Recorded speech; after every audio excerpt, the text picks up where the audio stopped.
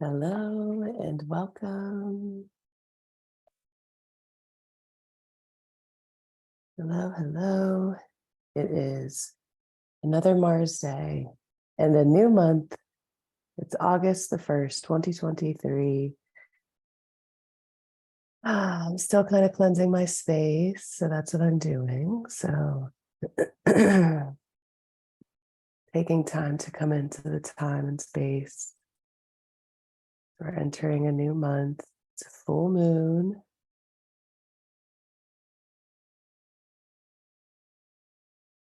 We're halfway between the summer solstice and the fall equinox.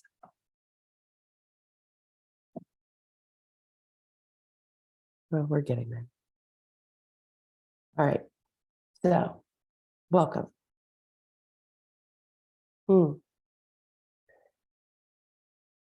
The energy this week is led by a Bangarang astrology day today.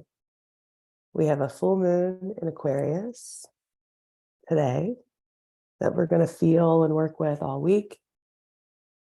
Also today, the ruler of this full moon is Saturn, which is retrograde in Pisces, and opposite to Mercury, which is in Virgo. We also have today an exact trine between Mars, also in Virgo, and Jupiter in Taurus. And that energy is really what carries us through the week until we get to the weekend, when there's a square between the Sun and Jupiter. We're going to break it all down, no worries. But that's kind of the overview. We're going to go over the full moon chart. And that's going to be the basis of what we talk about, because most of what's happening this week is in that full moon chart. So we're going to take a look at that together. We're going to go over the month of August, all the month highlights together, run through the charts, and then go into the day by day. But coming into the space a little bit, thinking about where we're coming from, what we're coming off of. Last week, we received the Queen of Cups card. May have been moving through some lingering stuff. We have Pluto squaring the nodes, which we've talked about for a couple weeks now. That was activated again yesterday on Monday by the Capricorn moon that was moving through the sky. And late in the evening yesterday, well, depending on where you are in the world, the moon came into a conjunction with Pluto at the end of Capricorn, and then they both squared the nodes, the nodal axis. So there may have been some kind of tension or frustration brewing yesterday, kind of illuminating that stuff that's happening with Pluto and the nodes. But these happened exact last week. And, we're still feeling, because Pluto and the nodes move it very slowly. So they're going to continue to kind of be close together. But the moon reactivated that last night. Last week, we had Mercury and Venus retrograde that were both really busy. Mercury was conjunct Venus retrograde last week, and then quincunx to Neptune and Pluto, and then a trine to the North Node before it entered Virgo last Friday. And since Mercury moved into Virgo last Friday, it's been building towards this towards this opposition to Saturn that's retrograde in Pisces that becomes exact today. So just kind of calibrating into the places in your chart that we're talking about. The Virgo house is very activated right now. Mars has been there for a while. Mercury moved in on Friday, building towards this opposition that happens today with Saturn retrograde in Pisces. So pulling in that entire axis of Virgo Pisces, right? This is the health axis. This is the service axis. This is material realm versus spiritual realm, right? So thinking about that axis in your own chart and how it's getting activated, Mercury is going to be in its home sign of Virgo until October the 4th. It's there for a long time. For context, Mercury went through 3 different signs in the month of July. So it went all the way through Cancer, it went all the way through Leo, and then it entered into Virgo, all in July. And now that it's in Virgo, it's going to stay there until August. So until October. So all of August, September, and into October, it's going to be in Virgo. That's a long time for Mercury to stay in a place. And it's because it's going to retrograde there, which means it's going to give us time to really kind of dig deeper into the mercurial workings, the processes of our Virgo house. If you have Virgo placements, this is going to kind of activate and illuminate some new phases and things that are being unlocked or understood or integrated as Mars and Mercury move through that part of the chart. And especially because they're going to be opposing Saturn, which is showing us some of the longer term stuff, right? Saturn's over there giving us the bird's eye view and the kind of bossy, authoritative notes of what can change, right? This can feel very critical in certain ways, because Virgo is about discerning and being able to be critical about what's not working, right? But the shadow side of Virgo is that perfectionism and getting stuck in trying to make sure that everything's right and discerning it all the way, distilling it all the way down to what's perfect and what's exact, right? And that can get us into a little bit of mental anxiety and perfectionism and imposter syndrome. And so that's the shadow of this Virgonian energy opposite Saturn. So just keeping in mind that that's there, but it's also a really good time to recognize where obstacles and limits are coming up and be able to have the mental clarity and the logic paired with Saturn and Pisces, the intuition, to be able to make steps or recognize what steps are coming forward. That's through the longer, remember, it's there until October. So it just got into Virgo on Friday. So it's kind of still appreciating being at home, but it's going to be there for a long while. So just noticing what Virgo is in your own chart and what Mercury may be doing as it moves through that part of your chart. For instance, I'm a Capricorn rising, which means that Virgo is in my 9th house. So when my death doula training certification came up under the same time that Mercury is going to be doing this stuff in Virgo in my 9th house of learning, higher education, etc., I knew it was the right time for me to take advantage of the opportunity to have this certification and to learn these things, because Mercury being in my 9th house gives me support around learning and understanding things and expanding my knowledge and wisdom, etc. So that's one of the things that I'm working with Mercury and Virgo. But it's going to look different based on everybody's chart. So that's just a little snippet of kind of what I'm thinking about. One of the things that I'm thinking about as Mercury moves through Virgo. So please let me know if you have anything going on in your Virgo house specifically, or what you have there, what you're looking at, or maybe you aren't looking at it at all, and that's okay too, because there is plenty more. There's plenty more for us to chat about. But yeah, Mercury was busy last week, and then it's still busy now. It's in an opposition to Saturn, so yay Mercury. Okay, so yeah, so that's the vibes we're coming in with. Queen of Cups card, Mercury doing a lot of busy stuff. Venus is retrograde in Leo. The sun is also there. And now we have this Aquarius full moon, and that's what we're going to get into here in just a little bit. But I want to pause to make space for anybody to chat about any questions, comments, things that they have coming up, either here live or pop out and drop them into the comments if you're watching on the replay. Also, I just noticed that Bear's here. Cutie. I don't know if you can see her, but she's a cutie. She's sleeping. Okay. So how are we? How was the week? What are you looking forward to this week? I'm going to pause, take a drink, and then we're going to review the whole month of August. There's actually not a ton of astro weather in comparison to other months. So, okay, Gonna pause to make space. Let me know if you have anything coming up, anything you want to share. And if not, we'll be back to do the astrology of August.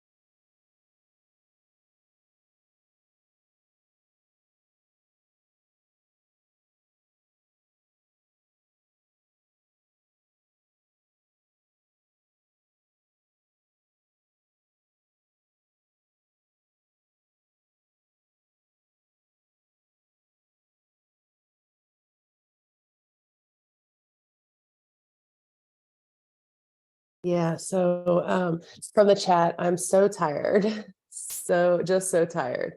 Yes, yes, yes, yes, yes, yes. I have not been sleeping well, so excited for the weekend very much. So honing in on sleepy puppo energy. Yeah, there's actually a really great sleepy time if you can. We're going to talk about it a little bit, but once the moon is out of Aquarius and into Pisces, oh, honey, it hits a conjunction to Neptune. It takes us into the weekend. So, there's definitely space. One of the things that's happening in the sky is all this quincunx energy to Neptune is really pulling the life force energy out of Earth and humans. And not only that, but outside of astrology, there's things called solar flares. I don't know if anyone here is more familiar or aware of them than I am, but I don't do a lot of work on them, but I did hear another astrologer talking. I listened to a chat that they were doing about solar flares. And I guess we've been having a shit ton of them that are like super strong. And one of the things that it does is it like zaps our life force energy, which makes sense because the sun is our vitality and our life force. So if it's shooting fire at the earth, I imagine it's doing something with us energetically. So that could also be part of it. Or maybe you're just tired. I don't know. I'm not trying to put excuses on it. I'm just thinking of things that I know that are happening. And then obviously, hello, full moon. So yes, yes. Sleepy, sending the space and the sleepy vibes for you to get caught up this weekend. All right. So let's go ahead and share the screen and get into the astrology for August. So the first thing that I want to do is, you know how we go through the weeks day by day? Well, I'm going to do that here, but on a quick, like the beginning of the month, the beginning of September. So you can see where the planets move. So this is one of the ways to get familiar with the movements of the planets each month.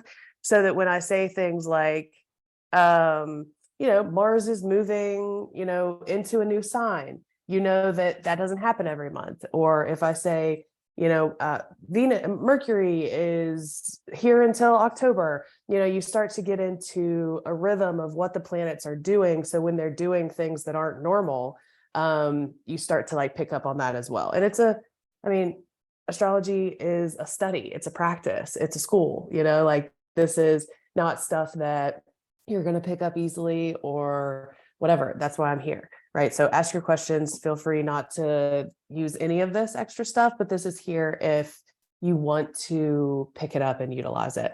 So one of the things that you can do, I'm going to show the chart here, and then I'm going to show it on September 1st.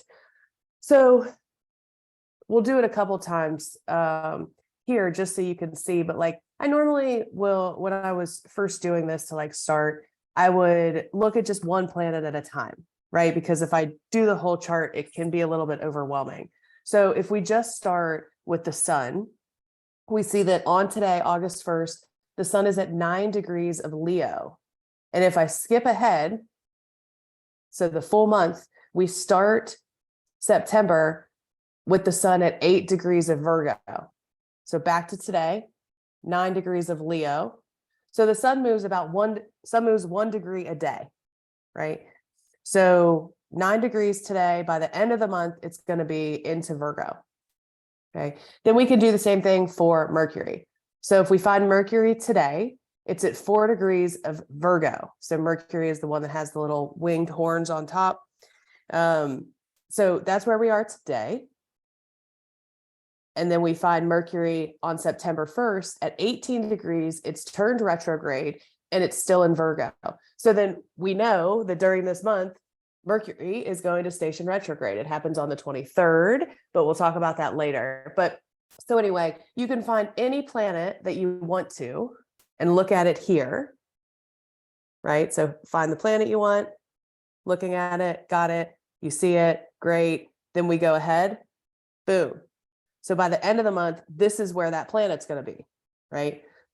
Go back, do that as many times as you want, or don't use it at all. Okay, great. Back to now, August 1st, 2023. So this is where we start. We have an August 1st Aquarius full moon that happens at 9 degrees. So once the moon right now is at 5 degrees of Aquarius, but later today it's going to hit that 9 degree mark and be in the exact opposition to the sun. We're already feeling the full moon. We're going to feel it all day today. We felt it a little bit last night. We're going to feel it tomorrow. So this full moon energy is going to take us through the week. The other big hits that we have today that we kind of already talked about is the trine between Mars at 13 degrees of Virgo and Jupiter at 13 degrees of Taurus. That's exact today on the 1st. And then the other thing that's exact today is the opposition between Mercury. When it moves in, it'll move a degree later today, and it'll hit that exact opposition to Saturn. So all three of those things are happening on the 1st. Okay. And then nothing super big moon stuff happens until we get to the 6th. And then on the 6th, we have the exact square between the sun, which will eventually get to 14 degrees of Leo, and it will square Jupiter at 14 degrees of Taurus. This is a fixed square. We're going to talk about it. It happens this week, this Sunday. That's the other main astrology of the week. And then we get into the following week. And on the 8th, we have the 4th quarter moon phase. So that last quarter moon as we build into the new moon. And then on the 9th, we have Venus retrograde at 22 degrees, squaring Uranus at 22 degrees of Taurus. This is another fixed sign square. We're coming off of the sun square to Jupiter in those same signs. So again, fixed sign stuff happening. This is mid degrees. The first one was 14, 15 degrees. And then this one is around 22, 23 degrees of fixed signs. But again, the Taurus and Leo parts of your chart are being activated in a square. So finding those two houses and how they're working together, finding friction amongst each other as these planets kind of have these tense, frustrating, irritating conversations, right? Squares coming into a conversation, needing to shift our point of view or turn the corner on some situation, right? We're not coming to it at the same, like we're not coming at it in the same way, right? With a square. So that happens on the 9th. The other thing that happens on the 9th is the exact trine between Mercury and Jupiter. So Jupiter now in a positive aspect to Mercury, both of them at 14 degrees of Earth. So there's a lot of Earth energy that's happening, with trines and support between specifically Taurus and Virgo. So whatever square is happening between Taurus and Leo, the trine from Mercury and Mars in Virgo can help bring support to that Taurus stuff that's getting frustrated by the Leo stuff. Is that making sense? Ask your questions if not. Okay, on the following day, we have a quincunx aspect, which is uncomfortable, ill at ease. They don't fit exactly correctly. And this is with with Mars in Virgo at 19 degrees coming into a quincunx with Chiron at 19 degrees of Aries. Chiron is retrograde. And Chiron is pretty activated. This is the first activation of Chiron in a while, this quincunx to Mars. So quincunx energy is under the surface. It's not necessarily going to be something that we automatically link to a core wound, or even recognize that we're wounded or triggered or activated. But this is that underlying, hey, Chiron ping, hey, Chiron's getting activated. There's something coming up here. And then by the 12th, 2 days later, the sun comes into a trine with Chiron retrograde, both at 19 degrees now of fire. The sun is at 19 degrees of Leo, trining Chiron at 19 degrees of Aries. And this allows us a little bit of maybe support around what was being brought up for us the last few days. There's support and healing available here under this trine. And if you notice, the sun and Venus are coming together, and the following day on the 13th, the actual cazimi between the sun and Venus retrograde happens. This is August 13th at 20 degrees of Leo. We have the cazimi between the sun and Venus, and we'll talk about all of this stuff and more as we move through the Mars days. The following day, though, just as the sun, so remember, the sun is moving this way, it's moving direct, and Venus is retrograde, so it's moving this way. So when they come into their cazimi, they're coming into conversation together. This is a mutually, it's not mutual receptive, but they're coming together, right? Their energies are magnetizing, right? Opposed to repelling or chasing, right? So they're coming together. And as the sun moves away and it goes to 21 degrees, Venus is coming back and it hits that 19-degree point, and it hits that same aspect that the sun did the day before to Chiron, this trine. This is, again, supportive to our wounds. Venus now is retrograde. And when Venus is retrograde, it's not as able to support us in regular Venusian ways. And so, you know, the wounding and the things that come up here with Chiron are part of the retrograde story, right? This isn't the first aspect that Venus has made to Chiron. We'll get into that in the Mars Day stuff, but just keeping in mind that this is, you know, anytime there's a trine to Chiron, this is the ability to learn something about our wounds, or to teach someone else around healing and wounding, or to have a good connection or conversation, or be able to move past something or be aware of something in a new way. This is flowing, supportive energy towards our wounding and our healing, and our growth and evolution. So this is a really cute pocket of time, the 12th, 13th, and 14th, where we have the cazimi and both of them in conversation with Chiron in like a supportive way, right? But then the following day, on the 14th, we have a square that happens between the sun and Uranus. So again, the Leo and Taurus parts of our house are being activated now in a square with the sun at 22 degrees of Leo and Uranus at 22 degrees of Taurus. And that, again, is on the 15th. Sorry, I didn't go forward. That is on the 15th. And then when we get to the 16th, so keeping in mind that this week, the 12th, 13th, 14th, 15th, 16th, there's a lot of energy. There's a lot of cosmic aspects being exact, right? So on this day, on the 16th, is our next lunation. It's the new moon in Leo. So again, our Leo house, we have a new moon at 23 degrees, right off of that square to Uranus. The moon's going to come, hit the square to Uranus, and then go take us straight into the Leo new moon. So this square to Uranus is still very activated under this new moon on the 16th. And we also have another Mars trine. So if you remember on today, on the Aquarius full moon, the Mars is trining Jupiter. And on the next lunation, on the Leo new moon, Mars is trining Uranus. So in both of these moons, Mars is bringing some kind of support and nourishment from Virgo to the planets Jupiter for the Aquarius full moon and Uranus for the Leo new moon. So just again, recognizing what Mars in Virgo is doing for you and how that can be supportive under whatever energy is coming up for you.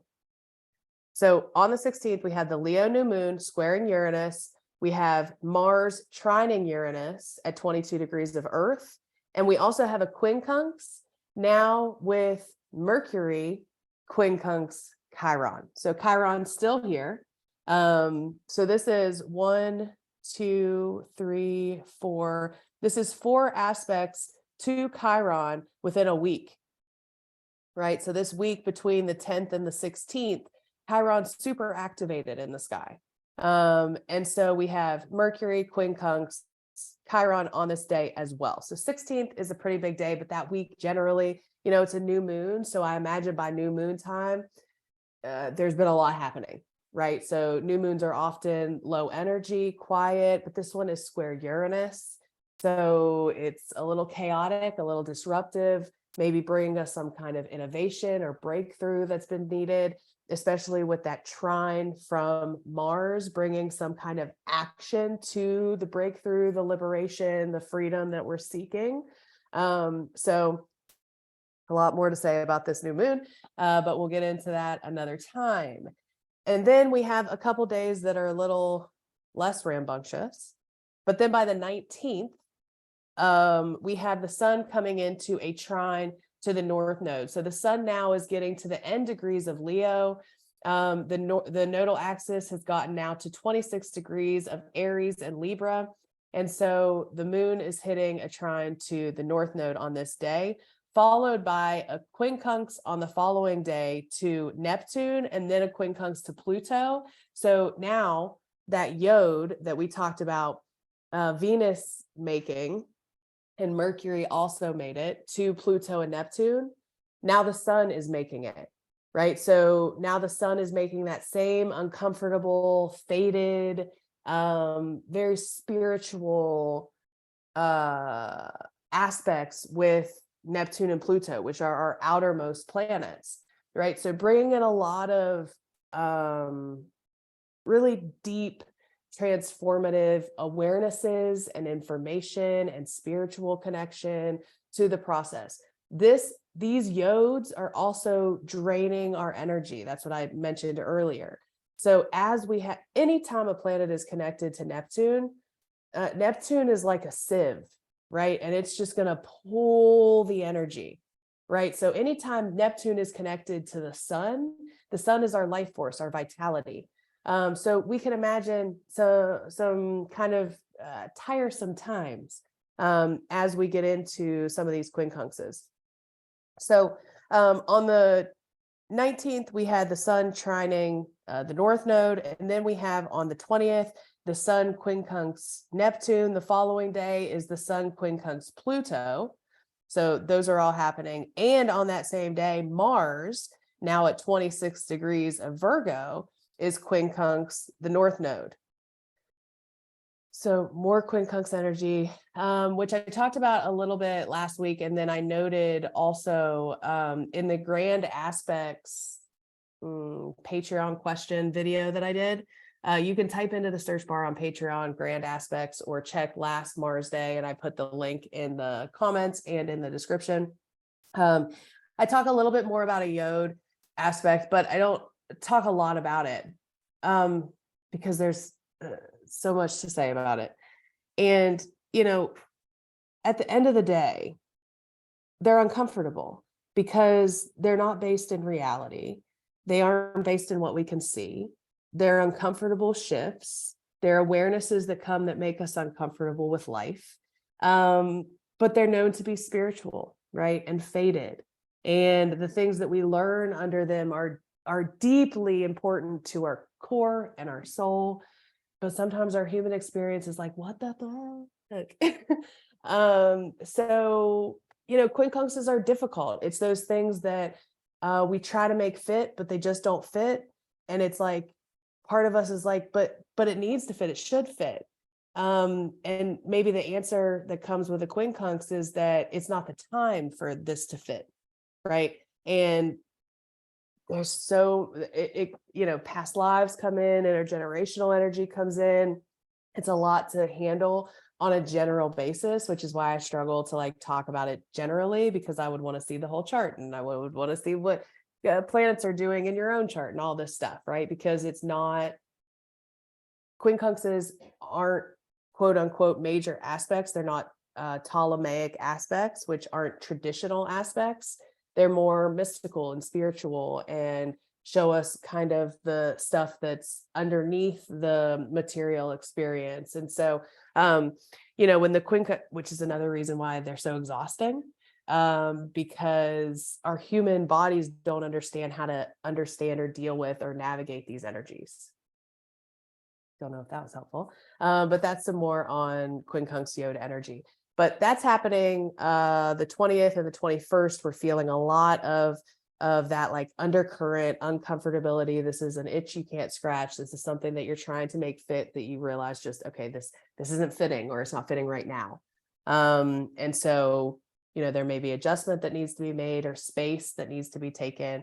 And then on this day, the 21st, you can see some thick red lines building. And when we get to the following day, the 22nd, we have two difficult aspects that happen here, right? So it's almost like the yods fuel us with information and awareness and uncomfortability.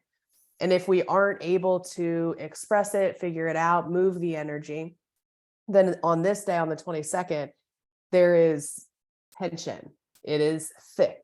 There's conflict, right? This is the two things that we see building and that are exact here on the 22nd are Venus retrograde at 15 degrees coming into a square to Jupiter. This isn't terrible. This is our two benefic planets. This is maybe overindulging. This is maybe this is too much. This is a lot of kind of like that benefic energy indulgence, but it could also just be a really good day to breathe and pamper yourself and check out of reality a little bit. But again, it's all going to depend on what's been building and what's happening in your experience. And then the other thing that we have is Mars is coming into an opposition to Neptune. Mars, our energy, Neptune, a sieve, right? So not only is it going to pull our energy, this opposition, but it's also going to really warp our time and space. It can bring in, rashes, sensitivities, irritations to the body. This can be tension between the material world, reality, Mars and Virgo, versus Neptune and Pisces, spirituality, the other realms, connection to all, etc. And so this can be a difficult energy to move through around the 22nd. And then on the following day, the 23rd, we have the sun that has moved into Virgo now on the 23rd. And the other thing that happens here today, but you don't see it yet, is Mercury stations retrograde. So on the 24th, you see now Mercury is purple. That means that it has stationed retrograde at 21 degrees of Virgo. So checking your charts to see what is happening around 20, 21, 22 degrees of Virgo or being aspected by that. So do you have other planets or points that are around 20 to 22 degrees? And what's the aspect? What conversations are being had? What is Mercury doing? What house is Virgo for you, right? So we talked about all that stuff. So the 23rd is the day that it officially stations retrograde at 21 degrees of Virgo. And then by the 24th, which is where we are now, we have that happening. It's the second quarter moon phase. So we're building now in our moon phase towards the full moon. And we have a trine between Mars at the end of Virgo with Pluto at the end of Capricorn. So this trine is supportive. This trine is supportive. So we love a supportive trine. Okay. So then we have a couple days that don't have much going on. And then on the 27th, we have here in the morning, you can see Mars is at 29 degrees and 59 minutes of Virgo. So within the next hour, it's going to dip into Libra. So Mars moves into Libra on the 27th, on the same day that the sun is in an opposition to Saturn. So this is a little bit of a shifty day. This could be a little bit, sun opposite Saturn isn't fun. The sun, our vitality, Saturn limits, brings obstacles, restricts, isolates. And it's not great. This is like, the sun is like our vitality, right? Our life force, the light that we shine into the world. And the sun is like the authority, the boss, and so, I don't love it. I don't love it, but oppositions happen and we deal with them and we roll. So we'll talk more about that as we go through. The other thing that's happening on this day is Uranus is stationing, because on the 28th, Uranus officially stations retrograde at 23 degrees of Taurus. So similar to Mercury, you don't see it here, but you will see it. So by the 29th, it's purple at 23 degrees of Taurus, meaning it has stationed retrograde. So we have Mercury retrograde, then we have Uranus stationing retrograde, and then, one day later, on the 30th, we have a great opportunity this month. We have 2 full moons. So we have the Aquarius full moon that happens today, the 1st, and then we have the Pisces full moon that happens on the 30th. I love 2 full moons in one month. I think that this can be a sweet way to end the month. We'll see where we end up, because there's a lot of shifting and a lot of stuff happening in all the different places of the chart. So you can see the chart here. And if we look at it, we have 1, 2, 3, 4, 5, 6, 7, 8. We have 8 different houses of the chart with something going on. That's a lot, right? If you think about some of, I'm thinking about like March, February, we had like all of the planets in like 2 or 3 houses of the chart. And now, so, when all the planets are doing things in 2 or 3 houses, things that we're dealing with seem to be a little more isolated or specific or around like 1 or 2 things in our life. But because so much is happening in so many parts of the chart, that means there's so much happening in so many parts of our lives, right? And there's good stuff and there's bad stuff and there's easy, supportive stuff and there's terrible, frustrating things, and it's all just kind of happening everywhere right now. And you can see it in your own life probably, and you can see it in the lives of other people. Obviously not everybody's getting hit the same, but a lot of people are getting hit pretty significantly with some pretty difficult things. And so again, if that's not you, taking it as an opportunity to appreciate and be grateful and redirect your energy if you have extra energy, if that's something people have these days, where can you redirect it towards the people that are struggling and don't have the additional energy and need the support? So that would be my invitation. But on the 30th, we have this full moon happening. Saturn is present here. And there's also a quincunx happening in the sky between Mercury retrograde at 19 degrees and Chiron retrograde at 19 degrees. And this quincunx happened once before. The first time it happened would have been the 16th of August. So that can give you an idea of what might be coming back up to be dealt with here now that Mercury and Chiron are both retrograde. This is really internal processing, internal stuff. There may be some kind of integration or new understanding of a wound or a past story or trauma, et cetera, that has happened that can come back up here at the end of the month. But that's how we finish the month, with the Pisces full moon and then that quincunx between Mercury and Chiron. And then we move into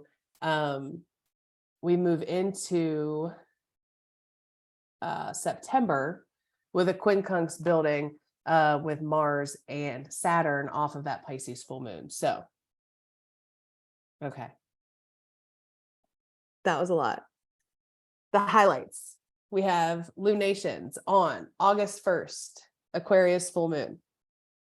August 16th, Leo new moon. August 30th, Pisces full moon. We have retrogrades. Venus is already retrograde. Mercury stations retrograde on the 23rd. Uranus stations retrograde on the 28th. And then we have planets moving, ingresses, right? Nothing moves signs until the sun moves into Virgo on the 23rd. And then Mars moves into Libra on the 27th. And that is the highlight of August. So yay, we did it. Okay, so that was a lot. Now we're going to get into a break. Pause for space for questions, comments, concerns, what you're looking forward to, et cetera, et cetera. And then I'm going to come back and we're going to talk about this week's astrology, specifically the Aquarius full moon. And then we'll do the tarot. Okay, I'm going to pause for a beverage break and to make space for anybody that wants to share whatever here live or pop out into the comments.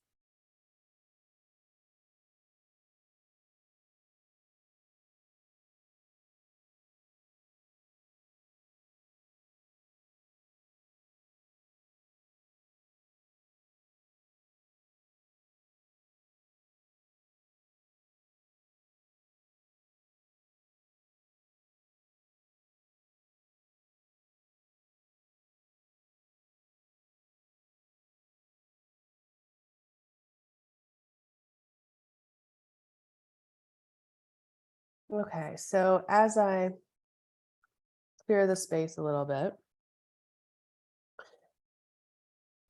just considering this Aquarius full moon that we're under.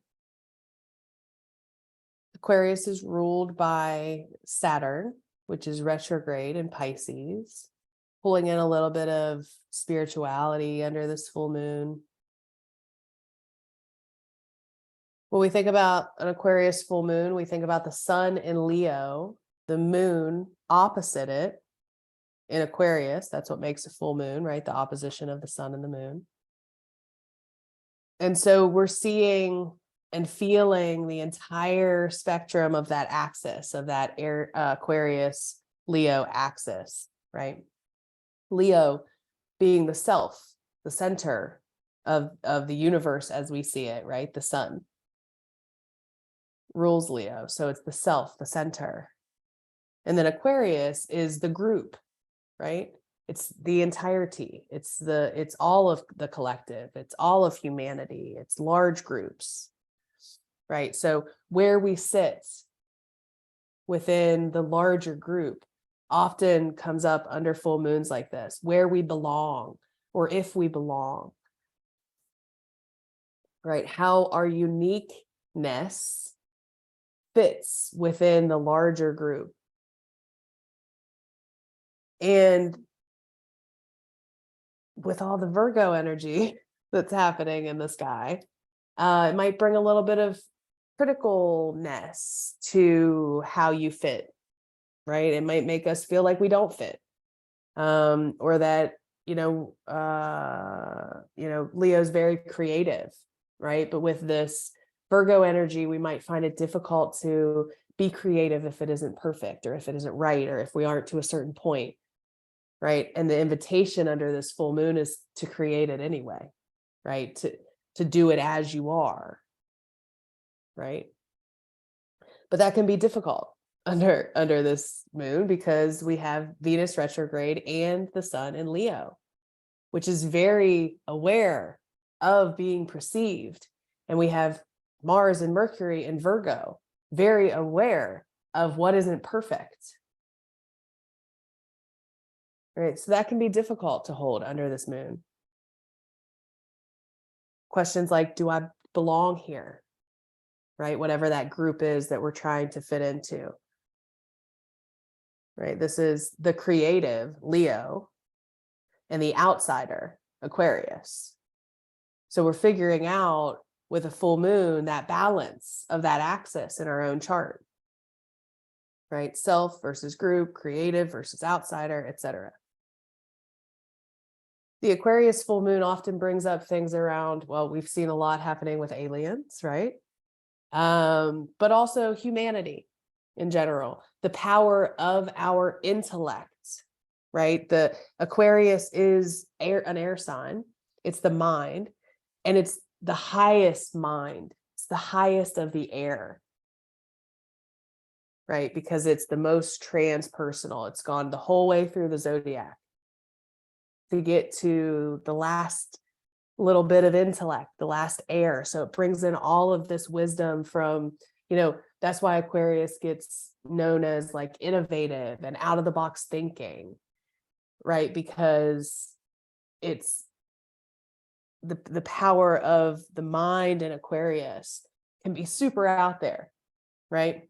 But it brings us innovation, deeper understandings of things, or different perspectives of something, right? And the Aquarius full moon is a time to celebrate our weirdness, our uniqueness, the way that we think differently, and what we have to bring to the table. It's not supposed to be like other people's stuff.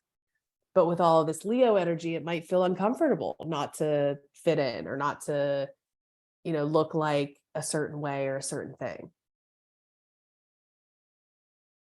This is a time to, connect with larger groups if you can. This is about connection and belonging and how we feel connected and how we feel like we belong or how we don't, right? Remembering Venus is retrograde. Venus is the planet of connection and relation. And when Venus is retrograde, it means they're unable to kind of do what they normally do. And so where sometimes we may have easily connected, maybe that's not accessible. Or maybe if we normally have to struggle and depend on Venus to assist us in relation, while Venus is retrograde, maybe that feels even less accessible than normal. So it can be a difficult full moon to sit under, right? This is about technology. It's about the future. It's about big ideas. It's about mental energy, right? Anytime we have air signs, anxiety and mental stuff can run a little ragged and run us a little ragged.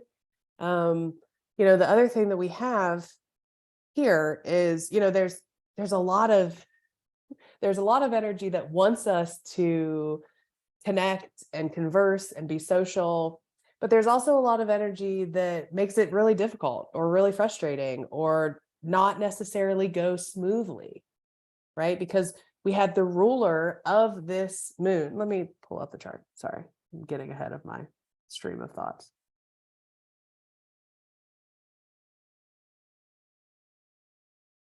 Okay, so here is the full moon chart.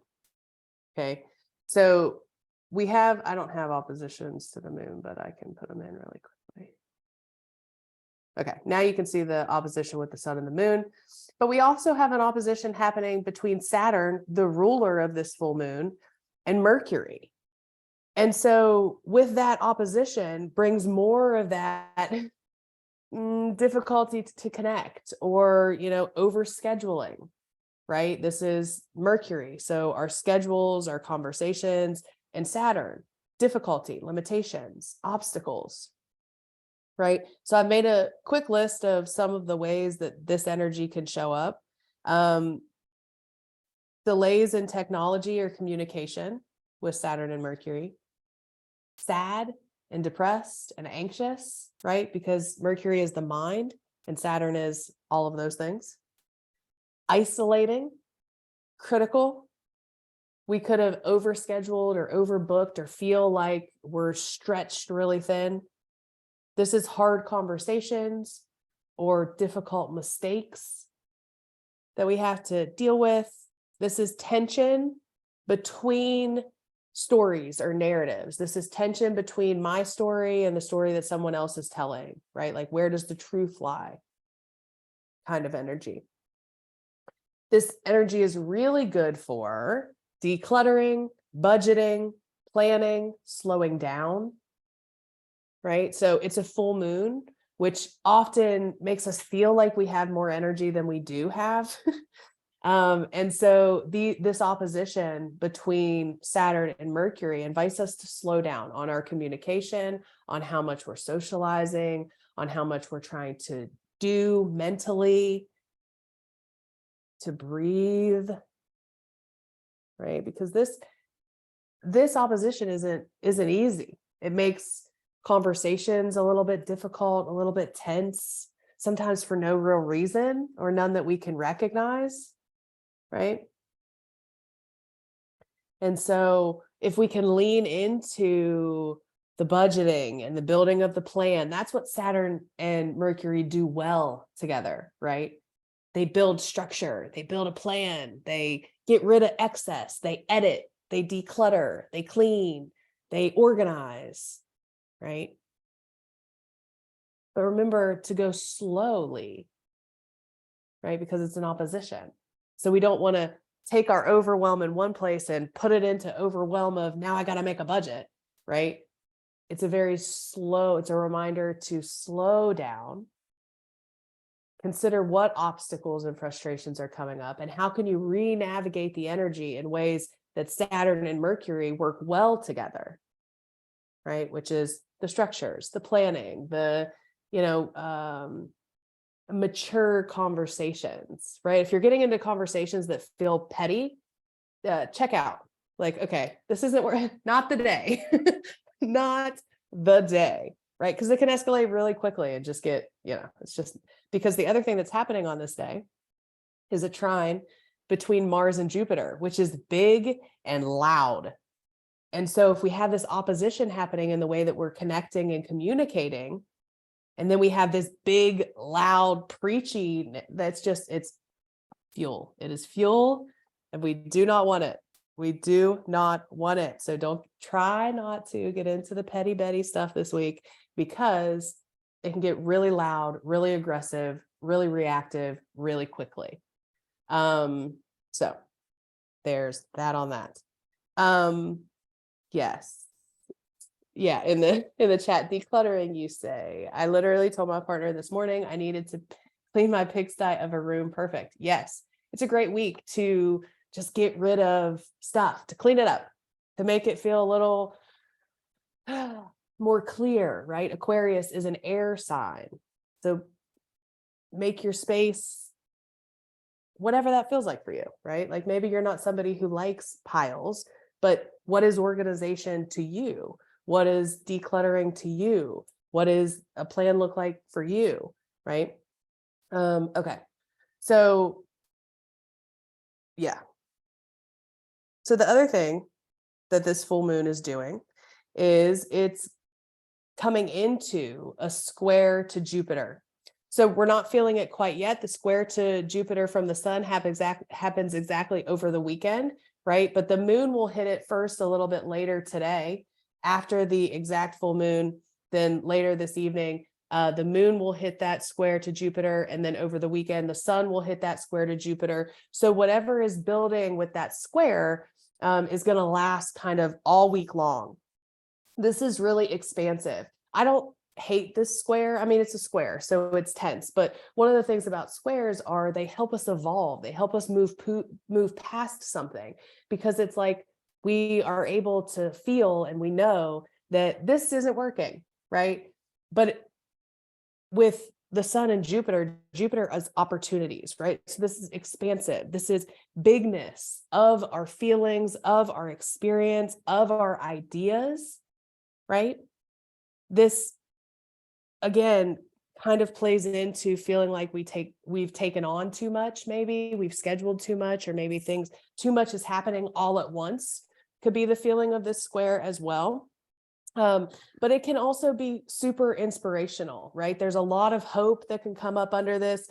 And again, we're going to feel that more as the week goes on, as the square between the sun and Jupiter becomes more exact, which again doesn't happen until Sunday, the 6th. So that's kind of a building of energy, but that allows us a little bit of hope and confidence and vision as we move through. But again, we might not feel that at the beginning of the week. We might feel that build as we move toward the end of the week. But those are the main things that are happening under this moon. So again, recognizing in your own chart, just starting right at the first layer, that this is an Aquarius full moon. So what's your Aquarius house? What's being illuminated right? What are the themes of that house that's coming up, right? And then it's pulling also all this stuff that's happening in your Leo house, where Venus is retrograde and the sun is, and Mercury and Mars just moved through there. So what's the tension then between the Leo house of your chart and the Aquarius house of your chart? And then you can add on from there the Saturn opposition to Mercury. And, in these things, you can see how sometimes you can see how the threads all link together and it's all working together. And sometimes you can't. Sometimes you don't have that vision. You aren't able to see that thread. You don't know the energies well enough. And that's totally okay, right? Start with the layer where you are. And if you end with it's an Aquarius full moon and Aquarius is in this house and this is what's being illuminated for me and this is what I'm going to use it for, great. Stop there. That's it. That's all you have to do. But if you want to go into all the other stuff, there's plenty more. There's plenty more to go from. Okay.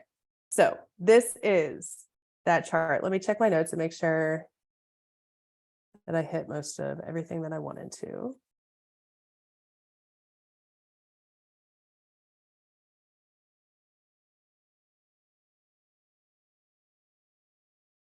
Yeah. So here on this, the only thing that I don't know if I really went into was the support here we find through the trine with Mars and Jupiter at 13 degrees of Earth, right? It's hopeful, it's real, it's action steps, Mars, it's action steps that we can take towards our goals, Jupiter. And remembering that Jupiter is in Taurus. So these are like goals that are maybe even longer term, and that we're working with the soil that is going to build this stuff, right? But what are some action steps that we can take under this week's energy with that trine with Mars in Virgo and Jupiter in Taurus? Okay.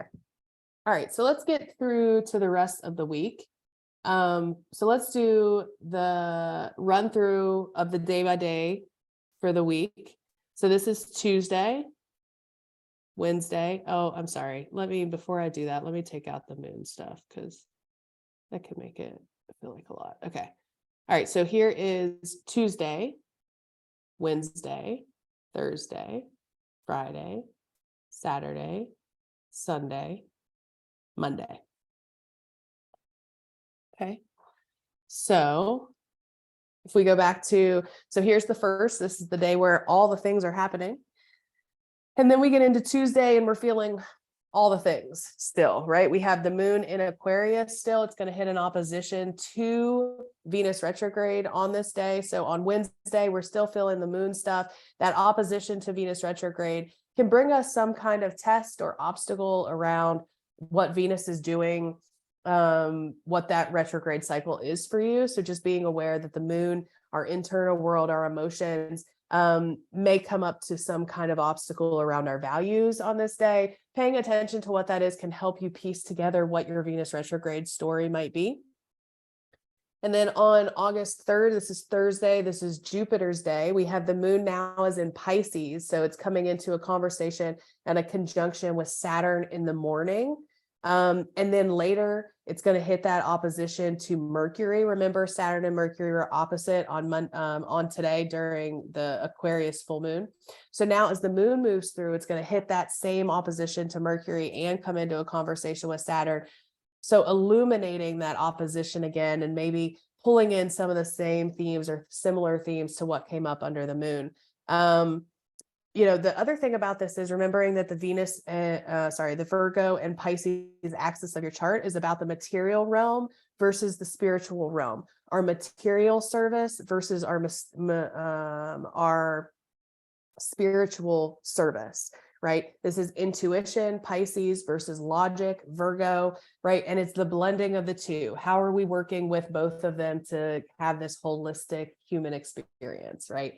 So as the moon moves through, it brings our emotions and our internal experience into this conversation that's been happening the past couple of days with Saturn and Mercury in an opposition.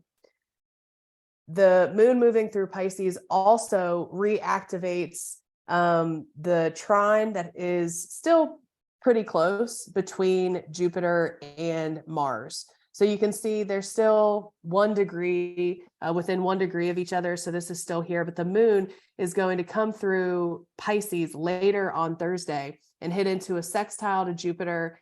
And then it'll hit an opposition to Mars. So again, highlighting some of those similar themes that we had under the full moon, which is why the full moon's energy continues to play out all week, because the moon is moving through and reactivating some of the stuff that was happening under the moon. So that's Thursday, Jupiter's day.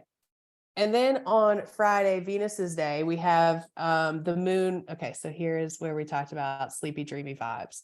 So Venus's day, we have the moon at the end degrees of Pisces. So we've been feeling the moon moving through Pisces, and late in the evening on Friday, the moon will conjoin Neptune. This is really slow energy. This is spiritual. This is sleepy. This is creative. This is romantic. This is disassociative, right? So there's plenty of ways that you can work with this energy. Again, it's Venus's day. Venus is still retrograde and will be all month. So remembering that we're not working with Venus, we're working with the realization that Venus's energy is tied up elsewhere, right? And so we can use the moon and Neptune together to bring us a little bit of sweetness, a little bit of support where Venus has been maybe lacking. So that happens in the evening on Friday, and then the moon moves into Aries late PM Eastern time. And, once the moon moves into Aries,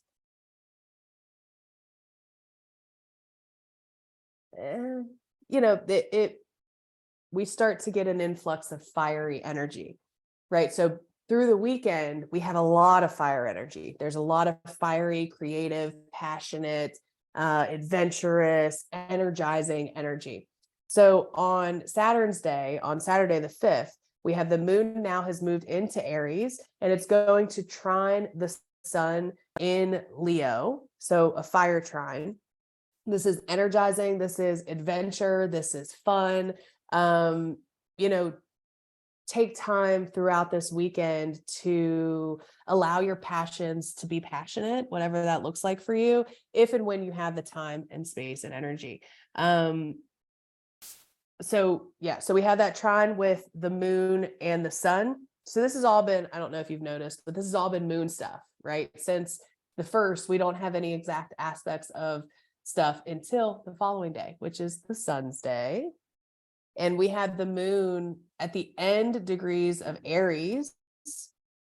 And then eventually the moon is going to trine Venus retrograde on this day. But the main hit that we have today is the sun at 13 moving into 14 degrees of Leo is going to officially hit that square to Jupiter. And that square to Jupiter, again, it's a square, so it can be uncomfortable and it can be tense and show us where we need to shift or come at something with a different perspective. But it's also really hopeful and really confident and really big energy and a lot of hope, right? And so if you're needing confidence boost, hope, some kind of broader vision, right? More perspective, a little bit of energy, vitalization, that is available here. But it's a square between the sun and Jupiter, which also means people can be preachy, people can be spiritually bypassing, people can be really fucking frustrating, and loud and rude, it can be a lot. But if you've been feeling low energy, low confidence, no hope, this energy can allow you to kind of feel more confident, feel more hopeful, be able to see kind of like a broader vision of where you're going or where you could be, et cetera, et cetera, et cetera. So I like it. I like the sun square to Jupiter to bring people that are down here up here. The people that are already up here, that sun Jupiter is going to take them up here, and that might be a lot. That's where the square comes in. So just keeping in mind and figuring out where you are. Are you someone who often, loses touch with reality and spiritually bypasses people's experience? If so, keep that in mind. If you're around people who are like that, keep that in mind. Don't be around them over the weekend because this energy is definitely here. But if you're somebody who struggles with self-confidence, if you struggle with hope, maybe this is a time where you can lean in a little bit to that energy. So again, going to depend obviously on your chart as always, but really fiery over the weekend to kind of get some energy moving a little bit. And then on the 7th, we have the moon at the end of Aries. It's going to hit a square to Pluto later in this day, and then it'll dip down into Taurus. And it's a pretty quiet day astrologically. That's pretty much all that happens. The moon at the end of Aries, which can be difficult, right? And because it's also going to come into a conversation with the North Node in Aries. It's going to hit a square to Pluto in Capricorn. That can be a little bit loud, disruptive, frustrating, deep. And then, it'll dip into Taurus, and I love moon in Taurus. I think it's, the moon is exalted in Taurus. So, again, maybe some availability at the beginning of the week to slow down after a really fiery weekend, to kind of, breathe into a moon day. But yeah, that's the week. That's the week ahead. All right. So we've done the August astrology. We've done the week ahead astrology. And now we're going to pull a card for the week. I'm torn between what deck I want to use today.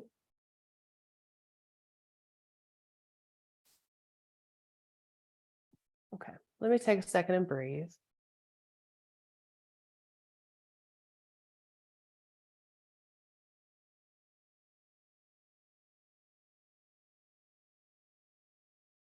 Set the space.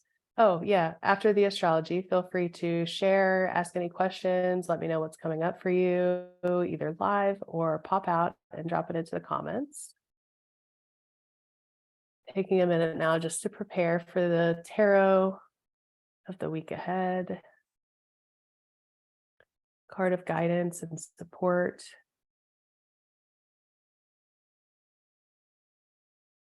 If you have questions or thoughts about the tarot pulls, what would make it easier for you to utilize, etc., always feel free to let me know. I might not, be able to help or whatever, but I always like to know what's coming up for you, where there's resistance, or where something doesn't feel accessible.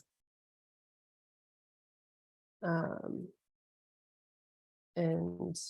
I always love to be able to help resource or make it easier or more accessible. So, okay. So we're going to do Wildwood Tarot today.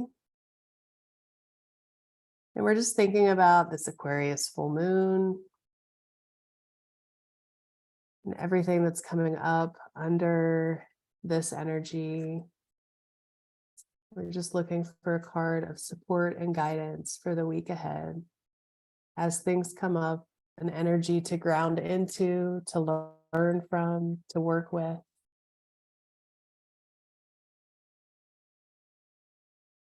This card is specifically for folks that are here live and those that watch on the replay. Pulling all the timelines together now.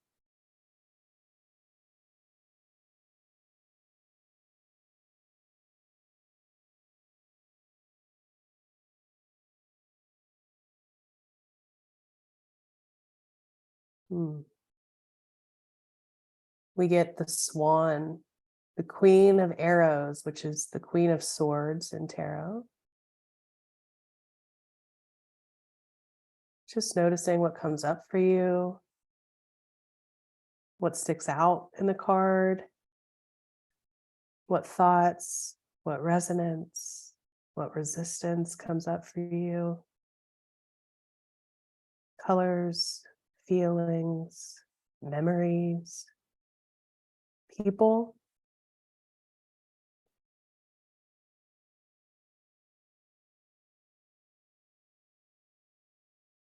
Always just making space to note what comes up for you intuitively as part of your journey with no judgment.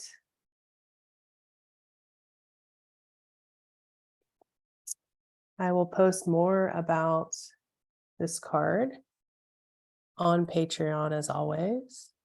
And I love to hear anything that comes up for you specifically in your journey, which may or may not have anything to do with the astrology that we've talked about or anything that I post about. And that is okay. This is your intuitive space. Okay, that's it. That's the week. Welcome to August. I'm happy to have you here. Thank you so much for sharing time and space and community with me. And I hope to hear from you soon. Okay, bye-bye for now.